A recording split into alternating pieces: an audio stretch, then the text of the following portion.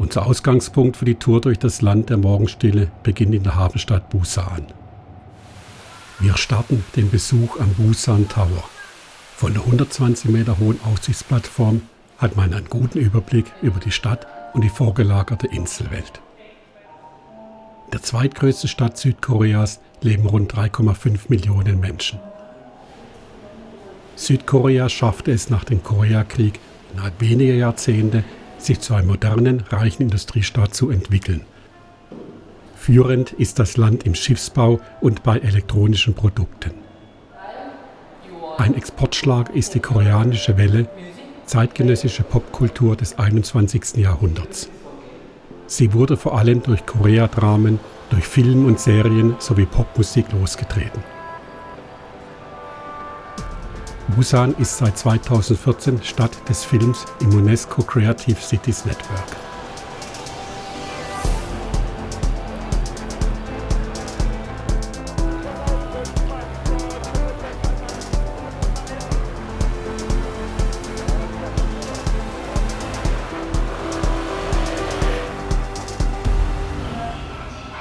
Unterwegs in Busan sind wir vor allem mit der U-Bahn, die ähnlich funktioniert wie in Japan.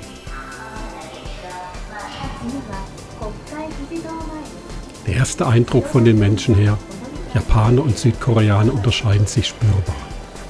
Die Südkoreaner wirken westlicher, die Gelassenheit und Rücksichtsnahme sind nicht so ausgeprägt wie in Japan. Während in Japan die Menschen stärker auf die Gesellschaft ausgerichtet sind und sich entsprechend verhalten, fokussieren sich die Südkoreaner eher auf die Familie.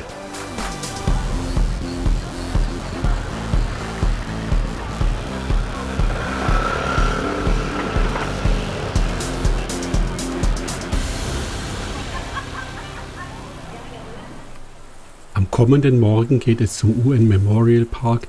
Er ist den gefallenen UN-Soldaten des Koreakrieges von 1950 bis 1953 gewidmet.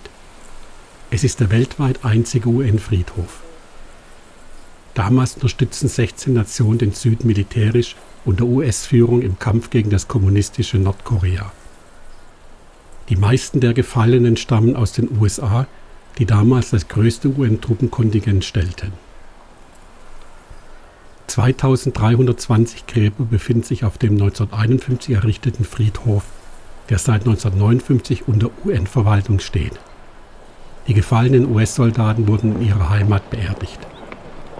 Jeden Tag um 10 Uhr wird die UN-Flagge von Soldaten feierlich gehisst und um 16 Uhr wieder eingeholt.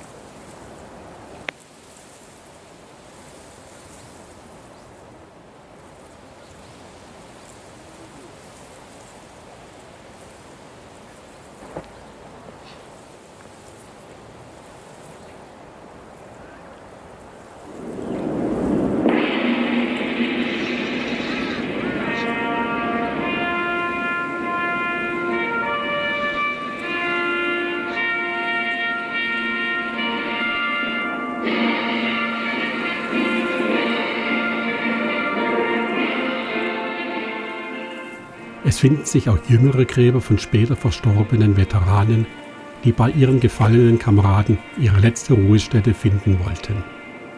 Auch einige Ehefrauen damals getöteter Soldaten wurden auf ihren Wunsch hin hier bestattet. 2006 kam die Wall of Remembrance hinzu, auf der die Namen aller 40.896 getöteten UN-Soldaten eingraviert wurden. Die Spaltung des Landes hält bis heute an der 243 Kilometer langen und 4 Kilometer breiten Demarkationslinie gibt es immer wieder vereinzelte Schutzwechsel und Zwischenfälle. Mehrere 100.000 Soldaten stehen sich gegenüber.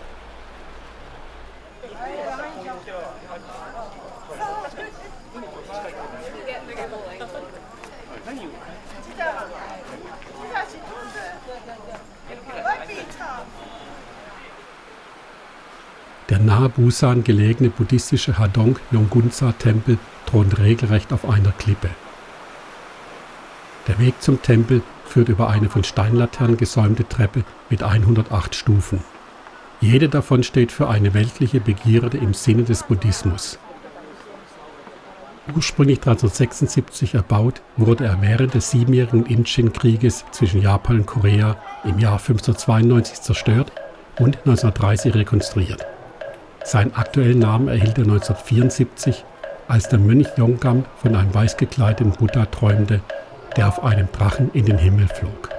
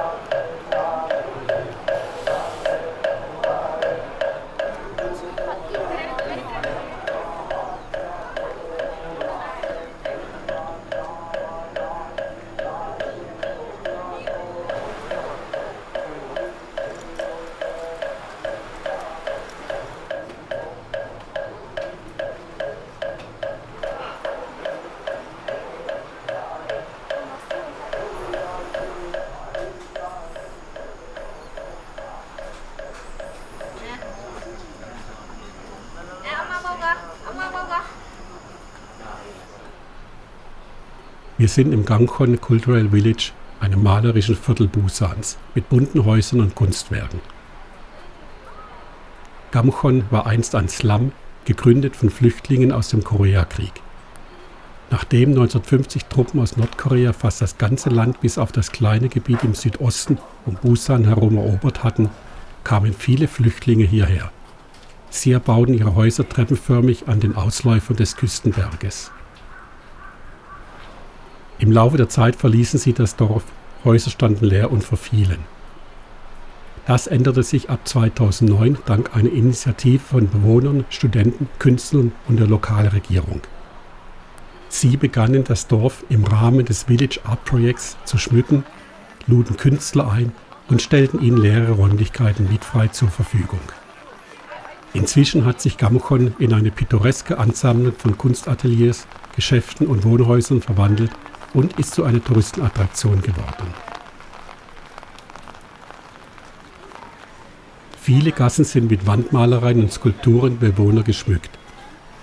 In das Dorf mit seinen weniger als 9.000 Einwohnern kommen jährlich 160.000 Besucher. Eine Kooperative der Bewohner hat ein Sozialunternehmen gegründet, um die Souvenirläden, Cafés, Restaurants, das Hostel und den Parkplatz zu verwalten.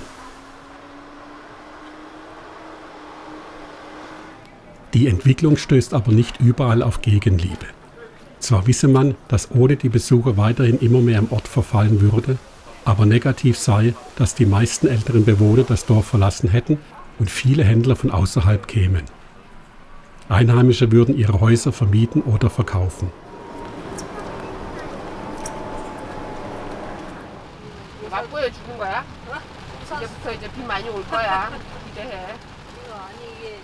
Inzwischen hat es angefangen, kräftiger zu regnen.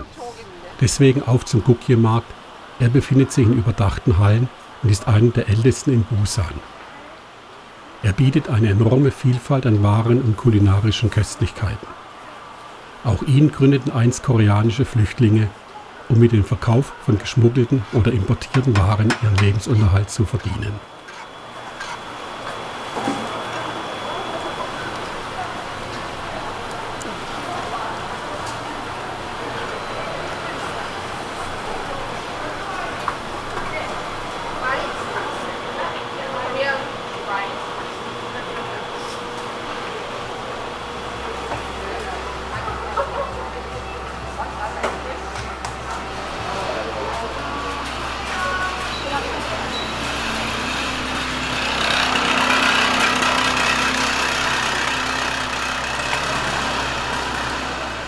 Der Gukye-Markt ist in den über 60 Jahren seines Bestehens zu einem der größten Märkte Koreas angewachsen.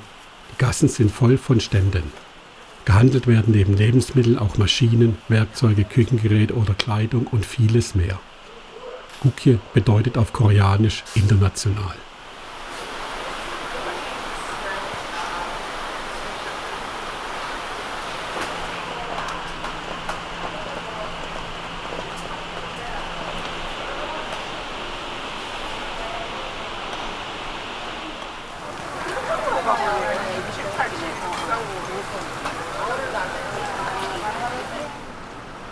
Der Galchi Fish Market. Sehenswert ist er den ganzen Tag über, nicht nur morgens, wenn die Fischer ihren Fang an Land bringen. Er erstreckt sich über mehrere hundert Meter im Freien und einer größeren Halle und ist von kleinen Restaurants gesäumt. Hier wird auf Frische Wert gelegt, eigentlich lebt alles Meeresgetier noch und wird in Balance gehalten. Zu finden ist so ziemlich alles, was im Meer lebt, von großen Kraken über Hummer bis hin zu Haien und Seegurken, Schnecken und Muscheln.